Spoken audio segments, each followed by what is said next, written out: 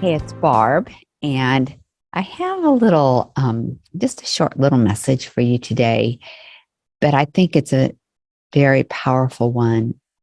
And that is some good reasons why being optimistic, being in a good mood, uh, being happy is worth our time and also impacts our writing.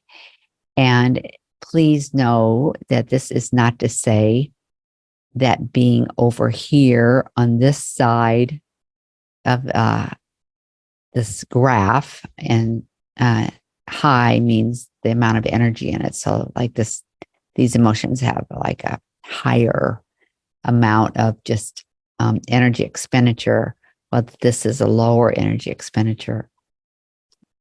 That these shouldn't exist. I'm not saying that. And they're part of our human existence, often part of everybody's day. Um, but the secret is how much time we spend over here. And if it matters to us to want to transform those emotions and somehow end up on this side of this quadrant and graph. So I want to give you two really good reasons why learning how to um, transform the emotions on the right side over to this side, why it's important. And the first one is that it being over here, being focused, confident, optimistic, joyful, high energy, positive feelings, as well as these lower energy, which low it does not it's not a degrading term. It just means it doesn't have as much an energy expenditure. Just think about this. When you are feeling any of these feelings, you are considering possibilities in your world. Like you're focused. It's like you're just seeing good things happen, confident. I feel I can do it. You feel like you're having fun. You feel enthusiastic. It just is like, come on, baby, let's go. And often in this quadrant is associated with movement, moving our body and going. Often these like a pause, calm, reflective, feeling grateful, grounded. That's often more of a still kind of behavior or state. And ideally, we would go between the two of these. But I think the fact that when we feel positive feelings, the world is a brighter place, and we see opportunities for ourselves and for our horse and for our riding that we don't see when we're over here in anger and frustration, fearful, nervous, anxious.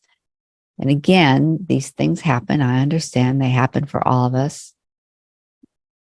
We don't see many possibilities. Those blinders get pretty limited. So that's one reason. Another reason is that feeling these kinds of emotions not only opens up possibilities in our world, but it also is good for with the vision, for just the right muscle tension, for our breathing, for by our breathing, I mean like we are breathing and we are moving and we are engaged. Where over here, especially in this one, our muscles are super tight. And on a horse, that is a recipe for, in the least, riding below your potential. And then if you're down here in this quadrant, you're just really disengaged from what you're doing, and you're not noticing your horse. It's kind of like you're so involved in this realm. So that's what I have for you today. Just a little prompt, little motivation for why